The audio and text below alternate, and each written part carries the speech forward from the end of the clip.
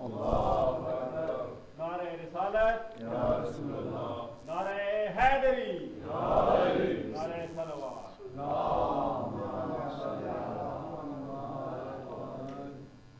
اعوذ باللہ من الشیطان الرجیم، بسم اللہ الرحمن الرحیم، الحمد للہ الذی دل علی ذاتہ بذاتہ وتنزہ عن مجانست مخلوقات وجل عن ملامت کیفیات وقرب عن خواطر الظنون وبعد عن ملاحظة العیون،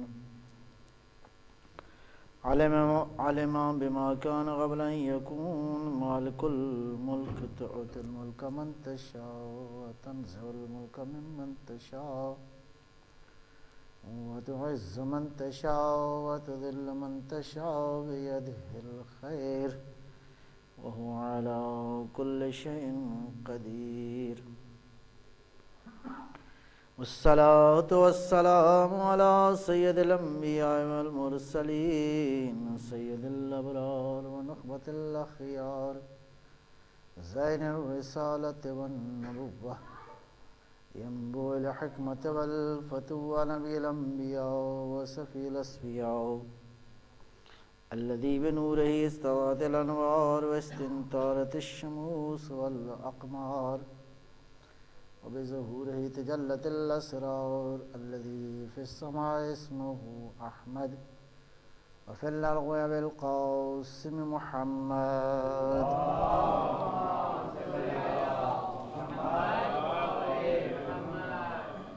وعلى علي ابن عمه كاشف غمه، سيد الأولياء والأوصياء وسد الله الغالب، غالب على كل غالب، الذي حبه فرض على الحاضر والغائب، مولانا بالسبتين أمير المؤمنين علي بن أبي طالب،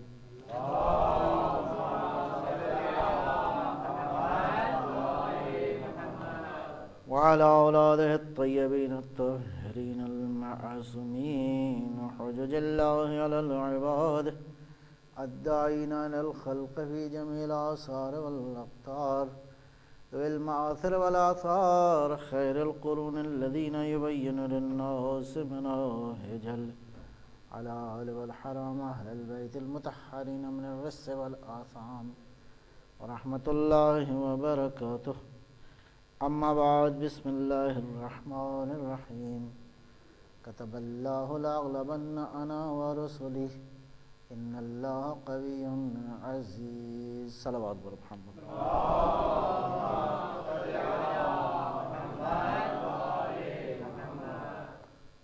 موضوع گفتگو آپ کی خدمت میں بیان کیا جا چکا کہ حضرت امام زمانہ صلوات اللہ وسلامہ علیہ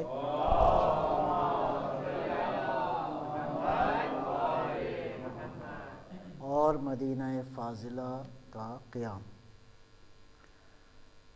مدینہ فاضلہ کے اعتبار سے عرض کیا کہ تمام تر زمین کے رہنے والے انسان ظاہری طور پہ دو ہی گروہ ہیں، ایک اہل دین اہل مذہب ہیں، اور دوسرا وہ ہیں جو بظاہر کسی مذہب کو نہیں مانتے۔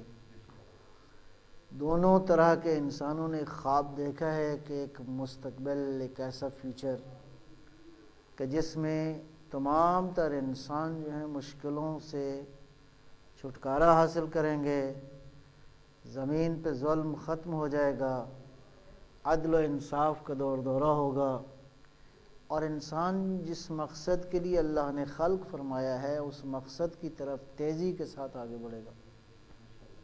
یہ وہ خواب ہے جو تمام تر انسانوں نے دیکھا ہے، اہل دین نے بھی دیکھا ہے، اور اس کے مقابل خصوصاً آج کی دنیا میں مغرب میں جو تبدیلی آئی اس کے بعد بہت ساری نئی تھیوریز اور نئے نعروں نے جنم لیا، اور اس وقت انہی شعار اور انہی نعروں کا اس وقت پوری دنیا میں دور دورہ ہے، اور خیال یہ ہے کہ دنیا کا اینڈ جو ہے جہاں پہ انسان کو سب کچھ میسر آئے گا وہ دنیا میں ویسٹرن لبرل ڈیموکریسی کا جو آئیڈیا ہے اس کے نتیجے میں انسان کو ساری خوشیاں میسر آ جائیں گی. لیکن اس کے مقابلے میں بہرحال اس وقت پوری دنیا میں سارے مذاہب زیر بحث نہیں ہیں. قرآن و سنت کی روشنی میں جس عقیدے کا ہم اظہار کر رہے ہیں قرآن نے اس انداز میں یوں بیان فرمایا ہے. سورہ مجادلہ کی آیہ مجیدہ کتب اللہ لأغلبن انا، اللہ نے لکھ دیا ہے لا اغلبن.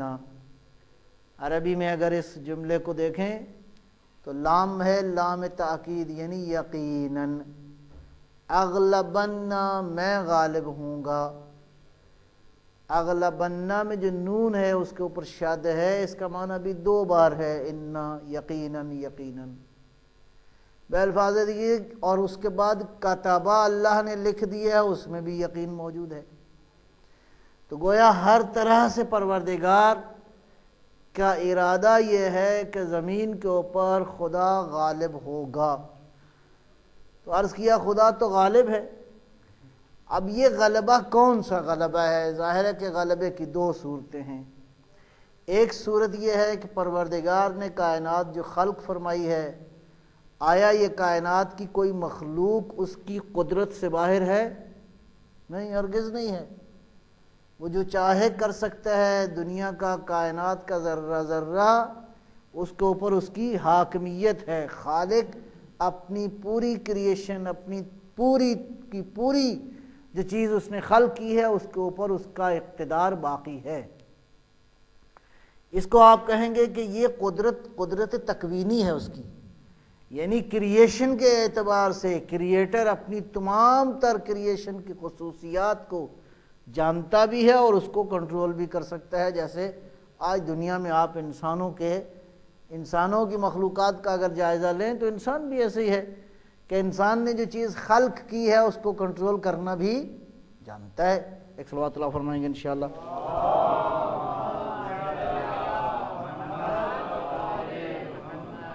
تو یہ غلبہ کون سا ہے؟ یہ غلبہ تکوینی نہیں ہے کہ اللہ مخلوق کے اوپر قادر ہے. اس غلبے سے مراد قانون خدا کا غلبہ ہے، یعنی نظام توحید کی حاکمیت کا سلسلہ ہے کہ ایک زمانہ آئے گا قانون خدا نافذ ہو کے رہے گا اور اللہ کی توحید کی حاکمیت انسان دیکھے گا کہ خدا کیسے قادر ہے. انسان قانون الہی کو دیکھے گا کہ اس قانون الہی کی عظمت کیا ہے. اور اس قانون الہی کو لانے والے کون تھے؟ ظاہر انبیاء تھے. اس اعتبار سے نبیوں نے اپنی تمام تر کوشش کی اور اس قانون کے حوالے سے انسانوں کو آمادہ کیا، لیکن ابھی تک یہ مقصد حاصل نہیں. ایسے ہی ایک صلوات اللہ فرمائیں انشاءاللہ.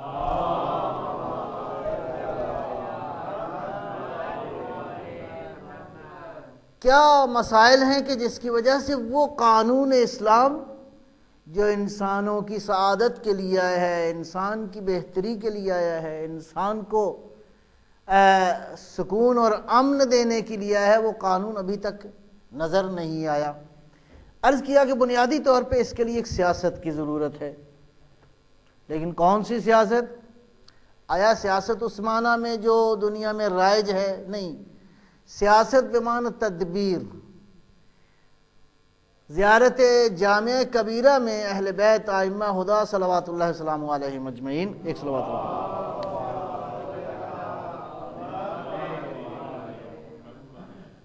کی ایک صفت بیان کی گئی ہے. فرمایا انتم ساست العباد، انسانوں کے سیاستدان آپ ہیں.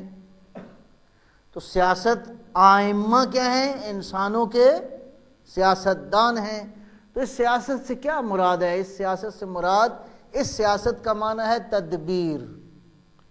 اس سیاست کا معنی ہے تدبیر. تدبیر گویا تدبیر میں 2 چیزوں کی ضرورت ہے کسی بھی مقصد کو آگے بڑھانے کے لیے، کسی بھی پلان کو آگے بڑھانے کے لیے دو چیزوں کی ضرورت ہے، ایک آبجیکٹو واضح ہو، مقصد واضح ہو، اور اس مقصد تک، دوسرا نقطہ ہے اس مقصد تک پہنچنے کا ٹریک اور راستہ بھی معین ہو۔ صلوات بر محمد وآل محمد۔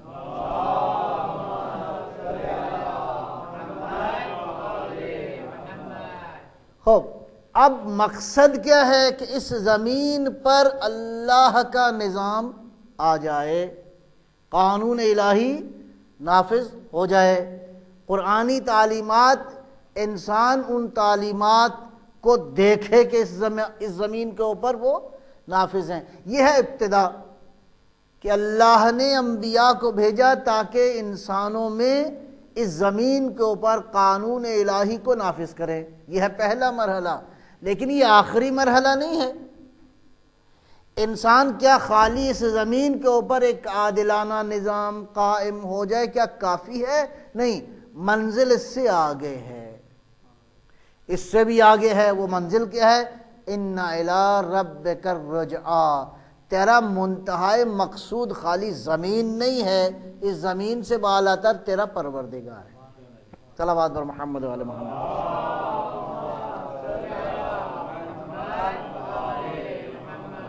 اور مقصد کے دو مرحلے ہو گئے۔ پہلا مرحلہ یہ ہے کہ انسان اس قابل ہو جائے کہ یہاں پہ عادلانہ نظام قائم ہو جائے۔ جب عادلانہ نظام قائم ہوگا تو کیا فائدہ ہوگا؟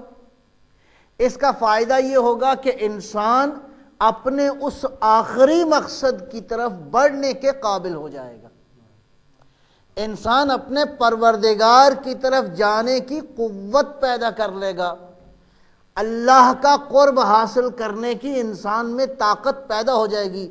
جب اچھا ماحول ہو تو اچھے انسان تربیت پاتے ہیں، جب ماحول اور انوائرمنٹ برا ہو جائے تو اچھے انسانوں کی تربیت کرنا ممکن نہیں رہتا، مشکل ہو جاتی ہے۔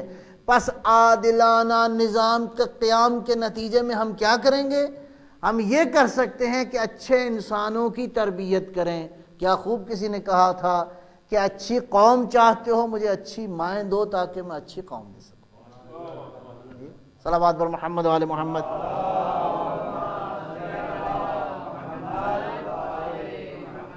یہ ایسی، لہذا اچھا ماحول قائم کرنے کے لیے جو مختلف عناصر جن کے لیے جو ضروری ہیں تاکہ انسان اپنے اس مقصد کی طرف کامیاب ہو جائے، اس مقصد تک کامیاب ہونے کے لیے ماحول بنانا پڑے گا۔ اللہ تک جانے کے لیے زمین پہ اللہ والا ماحول ہو، زمین پر ربوبیت کا ماحول ہو، زمین پر عبودیت کا ماحول ہو، کہ انسان اس بندگی کے ماحول میں معبود کی طرف کیا کر سکے؟ معراج کر سکے، کہ انسان اس عالم مادہ سے نکل کر، اس عام زندگی سے نکل کر اس انتہا کی زندگی تک پہنچ سکے۔ اب دیکھیے، اس مقصد اور اس ٹریک تک پہنچنے کے لیے ایک مقصد کا تعین ضروری ہے اور ایک اس راہ کا تعین ضروری ہے، اور ان دونوں کے لیے پروردگار نے جو چیز بھیجی ہے، اللہ نے انسان کی ہدایت کے لیے ثقلین کو بھیجا ہے۔ تو جو ہے انشاءاللہ ایک صلوات اللہ فرمائیں گے انشاءاللہ۔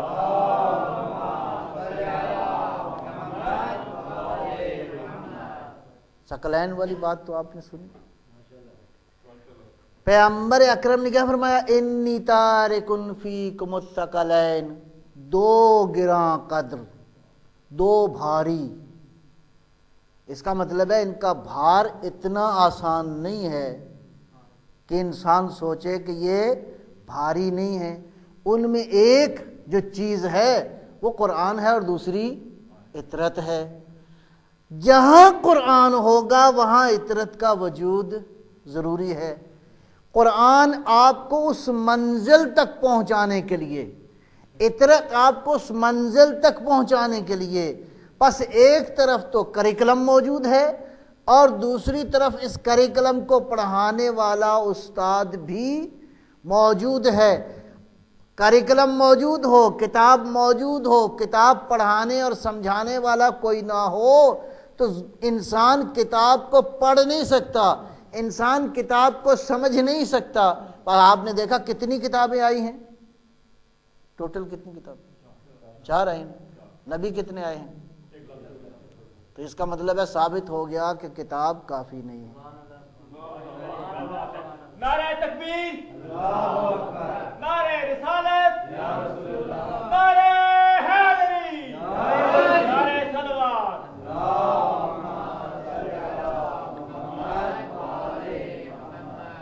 کتاب کافی ہوتی تو اللہ میاں صرف کتابیں بھیجتا؟ اللہ نے کتابیں تھوڑی بھیجی ہیں، اللہ نے استاد زیادہ بھیجے۔ اور آپ کو پتہ ہے جو خصوصاً جن لوگوں کا تعلق واسطہ ہے وہ جانتے ہیں کہ بعض اوقات بڑے بڑے علمی فلسفے سمجھ میں نہیں آتے، کتاب پڑھ کے استاد کی زیارت کر کے بہت سارے مسئلے حل۔ جی تو استاد ضروری ہے تاکہ اپنے وجود کی نورانی شعاؤں سے وہ شعائیں جو کتاب کے اندر موجود ہیں وہ آپ کے ذہن اور آپ کے قلب میں اتار دے۔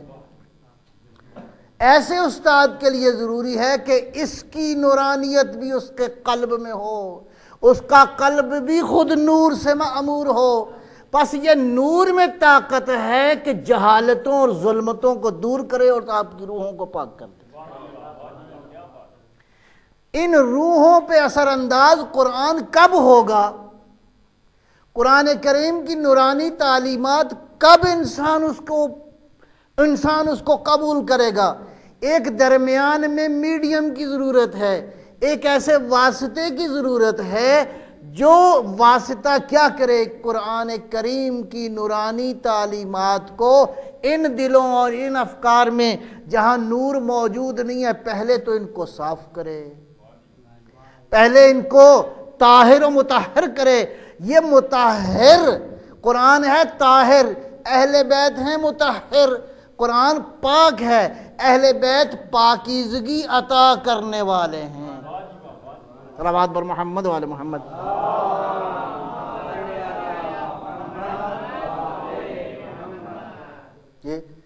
لہذا اللہ نے کتاب بھیج دی تاکہ آپ اس سے استفادہ کریں۔ زمین پہ کون سا قانون ہو؟ وہ قانون جس میں انسان اپنی اللہ نے آپ کو کیا دیا؟ اللہ نے انسان کو کیا دیا؟ 2 طرح کی نعمتیں دی ہیں، ایک وہ نعمتیں جو نظر آتی ہیں اور ایک وہ نعمتیں جو نظر میں نہیں آتی۔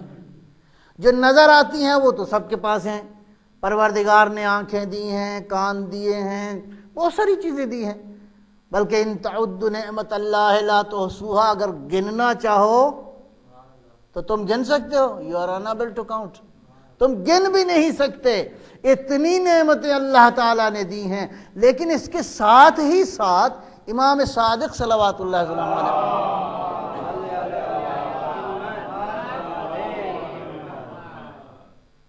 امام صادق یعنی عالم صادق، امام صادق کا معنی عالم صادق یعنی قرآن صادق یعنی کلام صادق الہی۔ امام صادق جب چیز کہتے ہیں تو اس کا مطلب ہے یہ صداقتوں کا سلسلہ ہے جو آپ تک پہنچ رہا ہے۔ کیا فرمایا؟ انسان کے بارے میں کیا ارشاد فرمایا؟ انسان کیا ہے؟ انسان کے وجود میں الناس معادن کمعادن الذهب والفضة، انسان معادن ہیں، مائنز ہیں۔ مائنز تو آپ سمجھتے ہیں نا، مائنز کیا ہوتی ہیں؟ آپ تو اس خطے میں رہتے ہیں نا، کوئلے کی مائنز بھی ہوتی ہیں، کانے، ٹھیک ہے نا جی، سونے کی مائنز بھی ہوتی ہیں، چاندی کی مائنز ہیں، نمک کی مائنز ہیں، اسی طرح ہیرے جواہرات کی مائنز ہیں، اسی طرح پانی کے سورسز، مائنز مطلب ہے سورسز، ٹھیک ہے۔ امام کیا فرماتے ہیں کہ انسان کانے ہیں، اس کا مطلب ہے یہ جو بہت سارے لوگ آپ یہاں بیٹھے ہیں ان میں کوئی سونے کی کان ہے، اس میں کوئی چاندی کی کان ہے، اس میں کوئی ہیرے کی کان ہے، اس میں کوئی پانی کی کان ہے، اور ایک کان کا دوسری کان سے رابطہ جب تک نہ ہو تب تک انسان اس معاشرے اس زمین کو خوبصورت نہیں بنا سکتا۔ یہ کانیں آپس میں ملیں گی تو نتیجے میں آپ موبائل بھی بنا سکتے ہیں، آپ بلڈنگیں بھی کھڑی کر سکتے ہیں، آپ یہ جو مختلف چیزیں بناتے ہیں، کوئی چیز بھی اس وقت حسین بن کے آئے گی جب ان ساری کانوں کو پہلے کشف کیا جائے اور اس کے بعد ان کو آپس میں خوبصورت طریقے سے جوڑ دیا جائے۔ صلوات بر محمد و آل محمد۔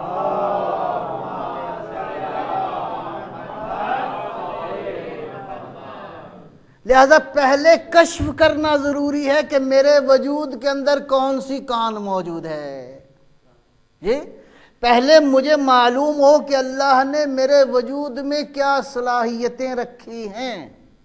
اب یہ صلاحیت ممکن ہے کسی میں ایک ہوں، کسی میں دو ہوں، ہر ایک انسان کے اندر مختلف صلاحیتیں ہیں۔ میں مثال عرض کرتا ہوں، کسی کو عربی اچھی آتی ہے، کسی کو انگلش اچھی آتی ہے، کسی کو پنجابی اچھی آتی ہے، کہ کوئی علم فلکیات کا ماہر ہے، کوئی علم نباتات کا ماہر ہے، کوئی زمینی علوم کا ماہر ہے، کوئی آسمانی علوم کا ماہر ہے۔ پس یہ جب ساری مہارتیں اکٹھی ہو جائیں تو کیا ضرورت ہے؟ کسی ایسے راہبر کی ضرورت ہے کہ جو تم میں سے شناخت کرے کہ تم میں سونے کی کان کون سی ہے، چاندی کی کان کون سی ہے۔ یہ اس راہبر کی ذمہ داری ہے ان کانوں کو اکٹھا کر کے، جب اکٹھا کرے تو ان میں سے کسی کو حبیب ابن مظاہر بنا دے، کسی کو عمار یاسر بنا دے، کسی کو ابو ذر بنا دے۔ اور آج کے زمانے میں ان کانوں کی ضرورت ہے تاکہ معلوم ہو کہ امام صادق کے ماننے والے۔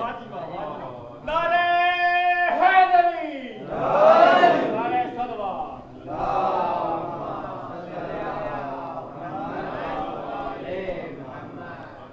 کیسے معاشرہ بنے گا؟ کون سا معاشرہ؟ علی والا معاشرہ۔ کون سا معاشرہ؟ نبی والا معاشرہ۔ کون سا معاشرہ؟ قرآن والا معاشرہ۔ اور جب کہتے ہیں نا قرآن والا معاشرہ، نبی والا، علی والا معاشرہ، کوئی فرق نہیں۔ نبی کہیں تو بھی علی مراد ہیں، علی کہیں تو بھی نبی مراد، اور نبی کہیں تو قرآن مراد ہے، قرآن کہیں تو علی ولی مراد ہے، علی ولی کہیں تو حسن حسین مراد ہے۔ صلوات بر محمد و آل محمد۔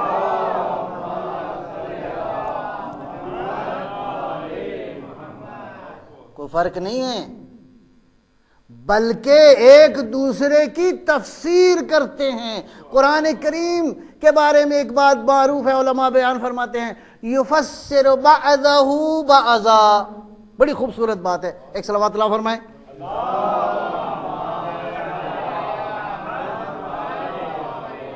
میں شاید پہنچا سکوں اس بات کو۔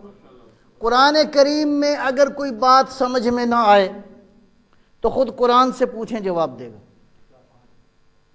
قرآن کریم میں اگر ایک بات سمجھ میں نہ آئے تو کسی دوسری جگہ پر اس نے جواب دیا ہے۔ پس قرآن جو کہ ایک آیت دوسری آیت کی تفسیر کر رہی، البتہ اس کے لیے کیا چاہیے؟ ہر ایک کے لیے میسر نہیں ہے کہ ہر کوئی قرآن سے پوچھے، قرآن اس کے سوال کا جواب دے۔ میں روایت پہلے پڑھ چکا ہوں، امیر المومنین علی ابن ابی طالب علیہ السلام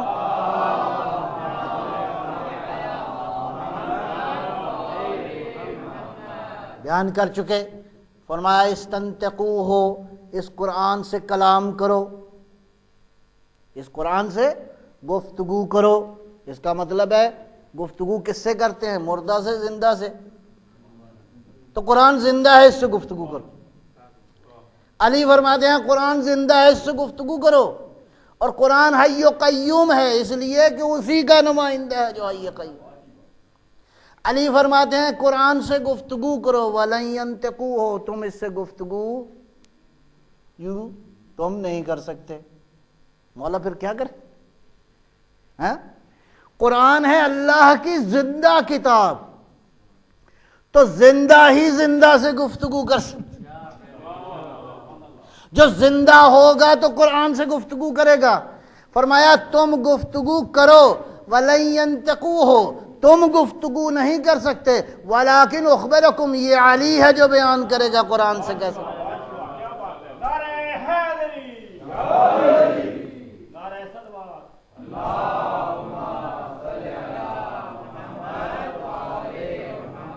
تو اہل بیت نے اصول بیان کر دیے، جب قرآن کی بارگاہ میں جاؤ تو گفتگو کیسے کرو، ورنہ دنیا کو معلوم نہ ہوتا کہ قرآن اپنی تفسیر خود کیسے کرتا ہے۔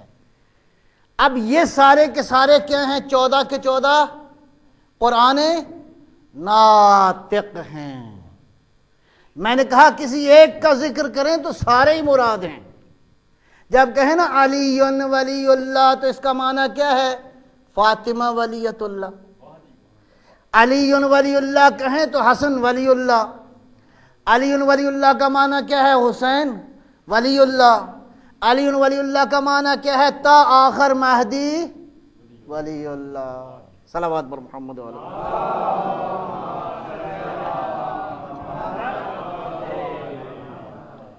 اسی طرح اگر پیغمبر کی کوئی بات سمجھ میں نہ آئے، فرض کیا، تو ان میں سے دیکھو کہ یہاں پہ کسی ایک اور دوسرے معصوم، جس طرح قرآن کی ایک آیت قرآن سے سوال کریں، آپ کو سمجھ میں نہ آئے تو دوبارہ رجوع کریں، قرآن اپنی آیتوں کی خود تفسیر کرتا ہے۔ بس یہ 14 ایسے ہیں، کسی ایک کی سیرت سمجھ نہ آئے، باقی کو دیکھ لو تمہیں سیرت سمجھ میں آ جائے۔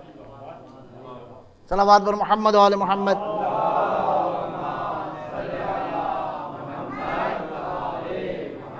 تو وہ سیدھا راستہ جو انسان کو وہاں تک لے جائے، جو منزل کون سی ہے؟ ایبسولوٹ منزل ہے۔ ایبسولوٹ منزل کا معنی ہے اللہ کی طرف انسان نے جانا ہے۔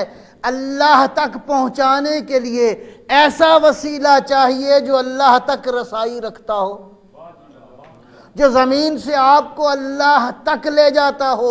یہ 14 کے 14 ایسے وسیلے ہیں، ایسا صراط مستقیم ہے جو انسان کو اس منزل تک لے جا سکتا ہے۔ اس لیے پیغمبر گرامی اسلام صلوات اللہ وسلامہ علیہ